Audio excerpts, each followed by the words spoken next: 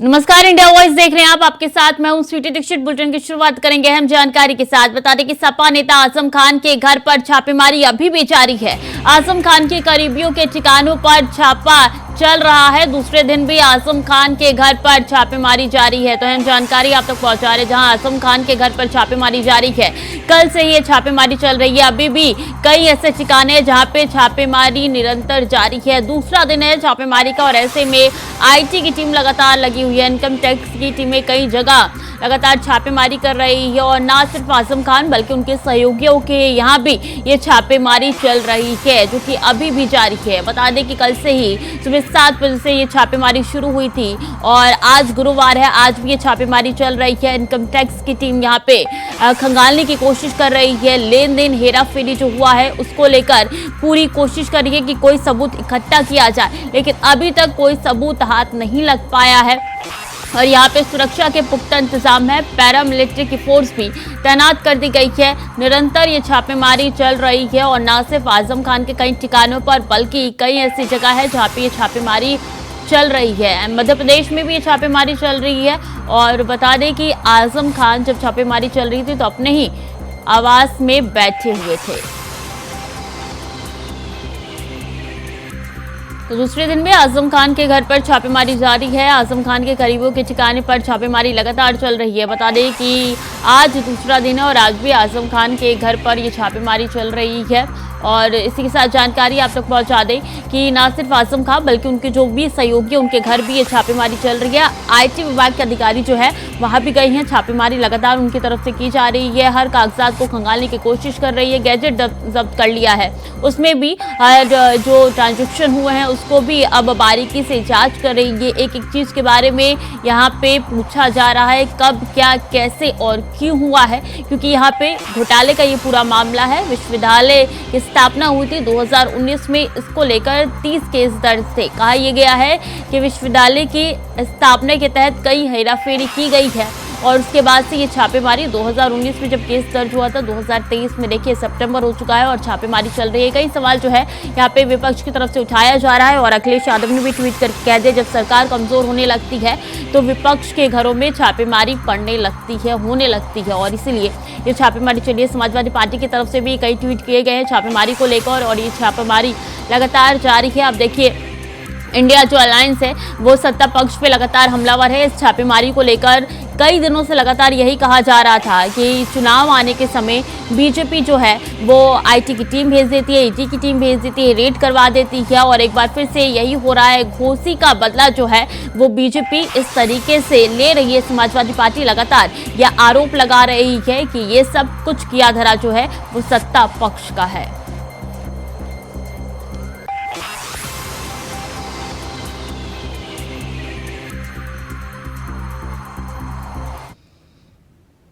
और छत्तीसगढ़ दौरे पर आज रहेंगे पीएम मोदी। रायगढ़ में जनसभा को करेंगे संबोधित। विकास कार्यों का भी करेंगे लोकार्पण। छत्तीसगढ़ के दौरे पर आज पीएम मोदी रहने वाले हैं। इससे पहले भी छत्तीसगढ़ जा चुके हैं और वहां पे उन्होंने शंखनाद कर दिया था। एक बार फिर से वो छत्तीसगढ़ जाने वाले हैं। कई ऐसे विकास कार्य है जिसकी सौगात छत्तीसगढ़ की जनता को देंगे, वहां पे अपना संबोधन भी देंगे। तो तकरीबन 2 बजे छत्तीसगढ़ पहुंचेंगे पीएम नरेंद्र मोदी और कहा यह जा रहा है कि 57,000 करोड़ की यहाँ पे शिलान्यास लोकार्पण उनकी तरफ से किया जाना है। बड़ी सौगात देने वाले वहां के युवाओं को भी, जनता को भी, क्योंकि चुनाव बेहद नजदीक है और ऐसे में अब पीएम मोदी का न सिर्फ मध्य प्रदेश बल्कि छत्तीसगढ़ का भी दौरा होने वाला है। जनसभा को भी संबोधित करेंगे पीएम नरेंद्र मोदी। अब मोर्चे पर तैनात खुद प्रधानमंत्री नजर आ रही हैं। विकास कार्यों का भी लोकार्पण उनकी तरफ से किया जाएगा और कहा यह जा रहा है छत्तीसगढ़ को चुनाव को साधने की कोशिश जो है पीएम मोदी करने वाले हैं। जो छत्तीसगढ़ दौरे पर आज पीएम नरेंद्र मोदी रहने वाले हैं और बता दें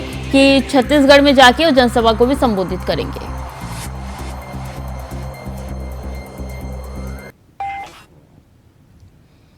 डिप्टी सीएम ब्रजेश पाठक का वाराणसी दौरा आज है। शाम 3:30 बजे बाबतपुर एयरपोर्ट पहुंचेंगे डिप्टी सीएम। एयरपोर्ट से काशी विश्वनाथ मंदिर के लिए होंगे रवाना।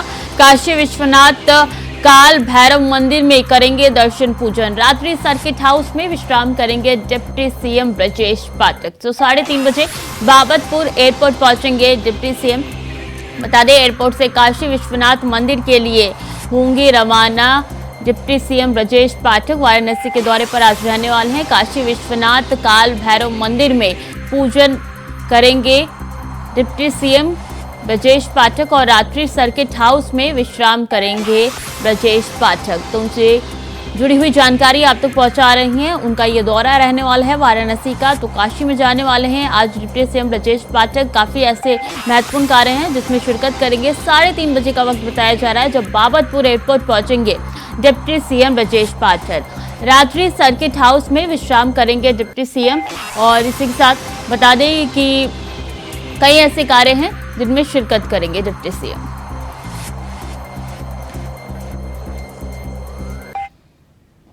तो G20 के सफल आयोजन के बाद बुधवार को पहली बार प्रधानमंत्री नरेंद्र मोदी दिल्ली के बीजेपी दफ्तर पहुंचे।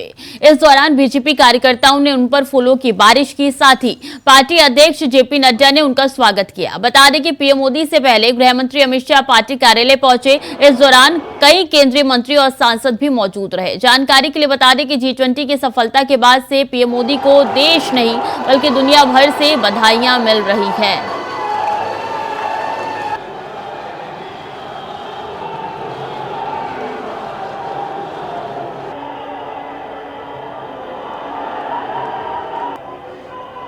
तो ये तस्वीरें हैं जब यहाँ पे प्रधानमंत्री पहुंचे थे। बता दें कि बीजेपी के दफ्तर पहुंचे थे, भव्य स्वागत उनका किया गया था, बधाइयों का तांता लगा हुआ था और यहाँ पे कई राज्यों के मुख्यमंत्री और डिप्टी सीएम भी पहुंचे हैं। तस्वीरों में साफ तौर पे नजर आया, सब बधाई देने के लिए पहुंचे। पीएम मोदी का यहाँ पे सम्मान हुआ था, फूलों के साथ उनका स्वागत किया गया था। जेपी नड्डा ने उनका स्वागत किया फूलों का गुलदस्ता देकर और ऐसे में यहाँ पे काफी भीड़ लगी थी। हर कोई बस एक झलक पाने को बेताब था और पीएम मोदी सबका अभिवादन देते हुए नजर आ रहे हैं। भारत में G20 शिखर सम्मेलन की सफलता पर केंद्रीय मंत्री अनुराग ठाकुर का बयान निकल के सामने आया है। रक्षा मंत्री राजनाथ सिंह ने G20 शिखर सम्मेलन के सफल समापन पर पीएम मोदी को बधाई देते हुए एक प्रस्ताव पेश किया। आज भारत के वैश्विक एजेंडा सेटिंग में एक महत्वपूर्ण भूमिका निभाता है और इसका श्रेय देश के नेतृत्व को जाता है। प्रधानमंत्री नरेंद्र मोदी जी की अध्यक्षता में जो G20 की लीडर्स समिट, मेन समिट यहां पर हुई दिल्ली में, वो बहुत सफल उसका आयोजन हुआ और भारत की भूमि पर भारत के नेतृत्व में जो सफलता G20 में मिली है उसको लेकर एक और माननीय रक्षा मंत्री जी ने जहां एक रेजोल्यूशन मूव किया माननीय प्रधानमंत्री जी को और देशवासियों की ओर से बधाई देते हुए कि G20 के सफल आयोजन, पीएम के कुशल नेतृत्व और दृढ़ इच्छा शक्ति का एक प्रतीक भी है और इसकी चर्चा आज न केवल भारत में बल्कि पूरे विश्व में हो रही है। भारत ने सदा इंक्लूसिव ग्रोथ की बात कही, G20 फोरम को और इंक्लूसिव बनाने की बात कही और अफ्रीकन यूनियन का G20 में शामिल होना ये उसको सिद्ध करता है। And voice of global south की जब हम बात करते हैं कि भारत बनकर उभर रहा है, Bharat is the voice of global south, तो वो भी स्पष्ट तौर पर आपने भी उन 3 दिनों में देखा कि यहां पर जो हुआ। ग्लोबल बायोफ्यूल अलायंस की हम बात करें तो वो भी विचार भी प्रधानमंत्री नरेंद्र मोदी जी का था और उसको सफलता की ओर भी वो लेकर गए।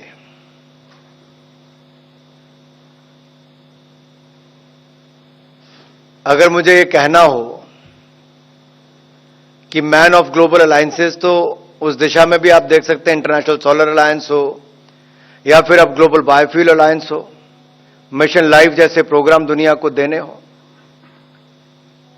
स्टार्टअप डिजिटल इंफ्रास्ट्रक्चर जो इसका हिस्सा रहा, ये सारे मैं इसके विस्तार में नहीं जाना चाहता, लेकिन उन पहलुओं पर भी माननीय रक्षा मंत्री जी ने सारी चर्चा करते हुए रेजोल्यूशन पास किया जिसको आम सहमति से सबने पारित किया और पूरे देशवासियों की ओर से जहां एक और प्रधानमंत्री मोदी जी को बधाई और उनका धन्यवाद दिया, वहीं पूरे भारत को एक बहुत बड़ी उपलब्धि है G20 की सफलता। और तमिलनाडु के उदयनिधि स्टालिन के सनातन धर्म को खत्म करने वाले बयान पर जंग अब भी जारी है। भाजपा के प्रवक्ता संबित पात्रा ने बुधवार को कहा कि 26 दलों ने सनातन को खत्म करने के लिए एकता कर ली है। उन्होंने कहा कि हम तो बाला साहेब ठाकरे के बेटे उद्धव ठाकरे के बयान से भी हैरान हैं। मुंबई में है शरद पवार जी के घर पे AHCC anti Hindu coordination committee किस प्रकार से हिंदू धर्म को समाप्त किया जाए उसको लेकर 26 दल आज बैठने वाले हैं। सुबह से ये न्यूज टीवी पे चल रहा है, मगर कुछ चैनल ये भी दिखा रहे हैं कि इस मीटिंग में सीट शेयरिंग के बारे में चर्चा होगी। ये तमाम पॉलिटिकल पार्टी बैठ के चर्चा करेंगे कि किस प्रकार से कौन किस सीट से लड़ेगा, प्रचार क्या होगा, चुनाव के मुद्दे क्या होंगे। मगर सुबह से यह भी देख रहे हैं कि आपस में खींचातानी, कोऑर्डिनेशन हो उससे पहले नॉन कोऑर्डिनेशन, नॉन कोऑपरेशन शुरू हो गया है। सीट शेयरिंग, प्रचार प्रसार, मुद्दों और मैनिफेस्टो की बैठक नहीं है। जो 2-3 दिन पहले उनके एक महत्वपूर्ण सदस्य ने कहा था कि हम 26 पॉलिटिकल पार्टीज है और हमारा एक ही मत है कि हिंदू धर्म को किस प्रकार मिटाना है, हिंदू धर्म को किस प्रकार समाप्त करना है। आज एंटी हिंदू कोऑर्डिनेशन कमेटी की उसी विषय पर बैठक होने वाली है। मलेरिया, कोरोना, लेप्रेसी, एड्स, ये हिंदू धर्म को इस प्रकार की बीमारियों से आप कंपेयर करते हैं। हम तो जो बीमार है उसे किस प्रकार से ठीक किया जाए, हर बीमार के प्रति संवेदनशीलता, यह हिंदुस्तान का धर्म है। और एक तरफ आप देखिए हिंदू धर्म डेंगू है, हिंदू धर्म एड्स है, पूरे विश्व के लिए मेनेस है, इट्स अ वर्ल्ड मेनेस। अभी एक बहुत बड़े नेता जो ये एंटी हिंदू कोऑर्डिनेशन कमेटी के सदस्य हैं, उन्होंने कल ही कहा है कि हिंदू धर्म एक वर्ल्ड मेनेस है, it's a world menace, it should be thrown out of the world forum. वक्त तो चला छोटे से ब्रेक का, जल्द लौट रहे हैं। ब्रेक के बाद एक बार फिर से स्वागत है आपका। खबरों में आगे बढ़ते हैं। आप सांसद राघव चड्ढा ने मोदी सरकार को घेरते हुए कहा कि भारत सरकार की सांख्यिकी और कार्यक्रम कार्यान्वयन मंत्रालय ने एक रिपोर्ट जारी करते हुए बताया कि राष्ट्रीय स्तर पर औसत महंगाई 6.83% है, वहीं दिल्ली में मात्र 3% महंगाई है। यानी राष्ट्रीय स्तर की बात अगर यहाँ पे की जाए तो आधे से भी कम महंगाई दिल्ली में है। इस सूची के मुताबिक देश के कई बड़े राज्य, राजस्थान में 8.6%, हरियाणा में 8.27%, उड़ीसा में 8.23%, तेलंगाना में 8% से भी ज्यादा महंगाई है। महंगाई के आलम में यदि कोई एक राज्य है जो इस महंगाई के आक्रमण से बचा हुआ है, उस राज्य का नाम है दिल्ली। और ये मैं नहीं कह रहा, एक रिपोर्ट जो भारत सरकार की ministry of statistics and programme implementation ने जारी करी है, वो ये बताता है कि राष्ट्रीय स्तर पे औसत महंगाई 6.83% है, यानी कि 6.83%। यानी कि जहां देश भर में 6.8% औसत महंगाई है, वहां दिल्ली में मात्र 3% महंगाई, 3% महंगाई। यानी कि राष्ट्रीय औसत के आधे से भी कम महंगाई दिल्ली में है। ये रिपोर्ट हाल ही में ministry of statistics and programme implementation ने जारी करी है, जिसे MOSPI भी कहा जाता है, जिसने कहा कि राष्ट्रीय एवरेज महंगाई है 6.83%, जिसमें कई बड़े राज्य हैं। राजस्थान में 8.6% महंगाई, हरियाणा में 8.27 महंगाई है, उड़ीसा में 8.23 महंगाई है, तेलंगाना में 8% से ज्यादा महंगाई है। इस सारे महंगाई के आलम में दिल्ली में मात्र 3% है। और जम्मू कश्मीर के अनंतनाग में आतंकियों से हुए 2 एनकाउंटर में 3 अफसर और 2 जवान शहीद हो गए हैं। वहीं एक जवान लापता है। शहीदों में सेना के कर्नल मनप्रीत सिंह, मेजर आशीष ढौंचक, कश्मीर पुलिस के डीएसपी हुमायूं भट्ट शामिल है। चलिए 2 तस्वीरें आपको दिखाते हैं, जिसमें पहली तस्वीर में उपराज्यपाल मनोज सिन्हा जो है डीएसपी हुमायूं भट्ट को श्रद्धांजलि देते हुए दिखाई दे रही हैं। वहीं दूसरी तस्वीर में उनको डीएसपी हुमायूं मुजम्मिल भट्ट का बडगाम में अंतिम संस्कार कर दिया गया है।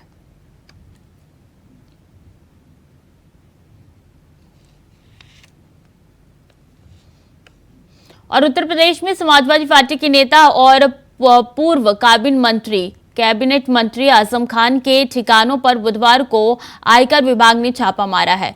बताया जा रहा है कि छापेमारी अल जोहर ट्रस्ट को लेकर शुरू हुई है। ये रिपोर्ट देखिए। तो आजम खान के ठिकानों पर बुधवार को आईटी की छापेमारी हुई और अब ये छापेमारी सियासत की दास्तान में तब्दील हो चुकी है। यूपी की सियासत में सपा और बीजेपी दोनों आमने सामने आ गए हैं। अखिलेश दावा कर रहे हैं कि विपक्ष के यहाँ छापेमारी अब बढ़ती जाएगी, जबकि बीजेपी कह रही है कि जैसी करनी वैसी भरनी। जी, दरअसल पूर्व मंत्री और सपा के दिग्गज नेता रहे आजम खान के ठिकानों पर आईटी ने बुधवार सुबह एक के बाद एक छापे मारे। देखिए आईटी का एक्शन कितना जबरदस्त था। रामपुर हो, मेरठ हो, गाजियाबाद हो या फिर सहारनपुर, इतना ही नहीं सीतापुर और लखनऊ में भी एक के बाद एक आईटी के छापे पड़े। मसला सीधे तौर पर जौहर ट्रस्ट में गड़बड़ियों के सुराग तलाशने की कोशिश से जुड़ा था। सीतापुर में भी आजम के करीबी के यहाँ पर भी छापेमारी हुई और ये छापेमारी हुई रेजेंसी पब्लिक स्कूल के प्रबंधक के यहाँ। इतना ही नहीं, रामपुर में सपा के विधायक नसीर खान के घर पर भी छापा पड़ा। यानी आईटी का आजम के खिलाफ एक बड़ा एक्शन इसे माना जा सकता है। मगर विपक्ष में बैठी सपा को इसको लेकर टेंशन हो रही है। आजम के ठिकानों पर छापे लग रहे थे तो उधर सपा के प्रमुख सियासी तीर बीजेपी आला कमान पर छोड़ रहे थे। अखिलेश यादव ने भी ट्वीट करके लिखा कि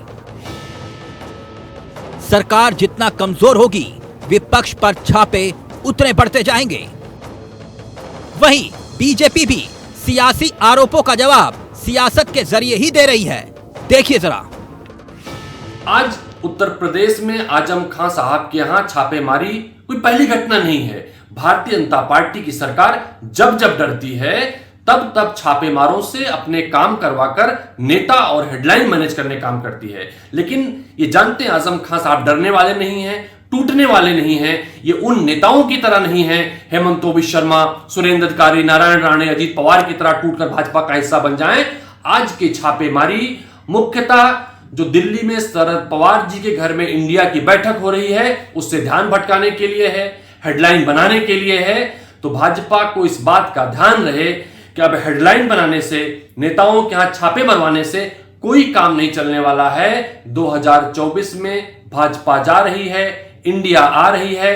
अब भाजपा की ये छापेमार दस्ता अब उनके कोई काम नहीं आने वाला। समाजवादी पार्टी घोसी में मिले उपचुनाव में जीत के बाद से मदान हो गई है। वो अनर्गल बयान दे रही है। अब तो अखिलेश यादव जी को G20 में भी घोसी नजर आ रहा है।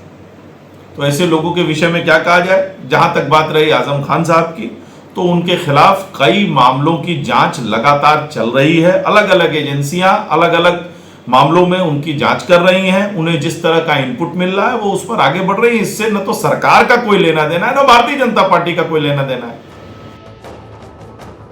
आपको बता दें कि तत्कालीन सांसद आजम खान पर बेनामी संपत्ति और टैक्स में अनियमितता के आरोप बीजेपी के विधायक आकाश सक्सेना ने साल 2019 में लगाए थे।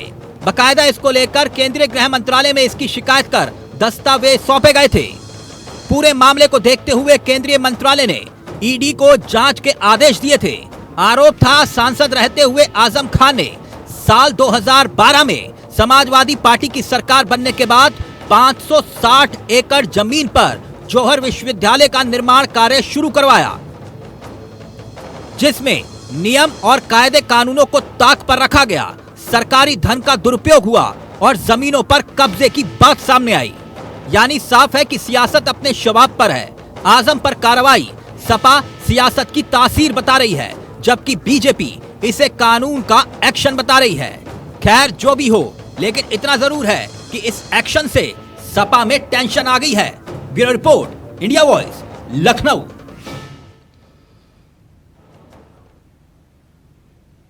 इंडिया गठबंधन समन्वय समिति की बैठक पर पश्चिम बंगाल के एलओपी और बीजेपी नेता शुवेंदु अधिकारी ने बयान दिया है। कहा है कि ये चोरों, भ्रष्ट लोगों, वंशवाद की राजनीति, तुष्टीकरण की राजनीति में विश्वास करने वाले लोगों का गठबंधन है।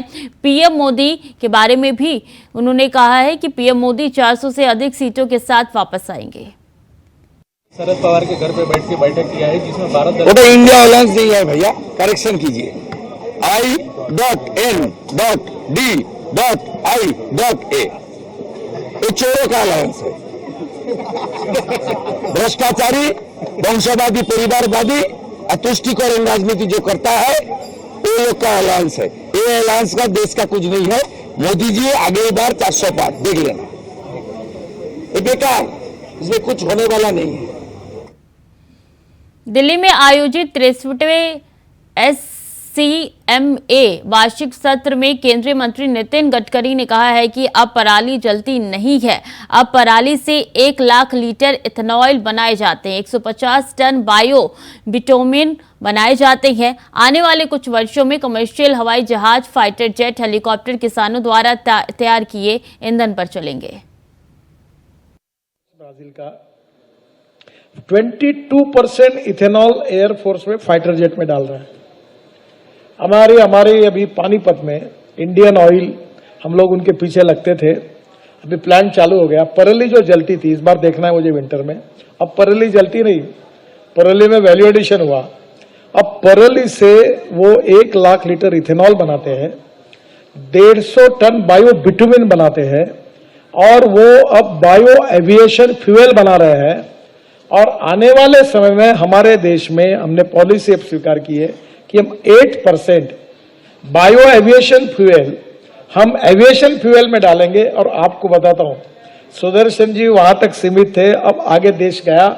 अब आने वाले 2 साल 3 साल के बाद कमर्शियल हवाई जहाज, फाइटर जेट, हेलीकॉप्टर किसानों ने तैयार किए हुए ईंधन पे चलेंगे। वो दिन अब दूर नहीं है। और आप ये स्वदेशी स्वावलंबन की सबसे बड़ी बात है कि 16 लाख करोड़ का इंपोर्ट है। मैं अभी, मुझे लोग पूछते हैं आप इलेक्ट्रिक बोल रहे हैं, हाइड्रोजन बोल रहे हैं, मिथेनॉल बोल रहे हैं, इथेनॉल बोल रहे हैं, बायो सीएनजी, बायो सबको बोल रहे हैं, तो क्या होगा? मैंने बोला आप चिंता मत करो, आप सब में कितना भी दम होकर आप करेंगे तो भी 16 लाख करोड़ का इंपोर्ट 5 साल में 25 लाख करोड़ का होगा। क्योंकि गाड़ियों की संख्या, ऑटोमोबाइल की ग्रोथ इतनी बड़ी हुई कि जब मैं मंत्री बना, ये मेरे पास ही डिपार्टमेंट है, तब 4.5 लाख करोड़ की इंडस्ट्री थी, आज 12.5 लाख करोड़ की हुई है। तो फिलहाल के लिए बुलेटिन में इतना ही। खबरें लगातार जारी है, देखते रहिए इंडिया वॉइस।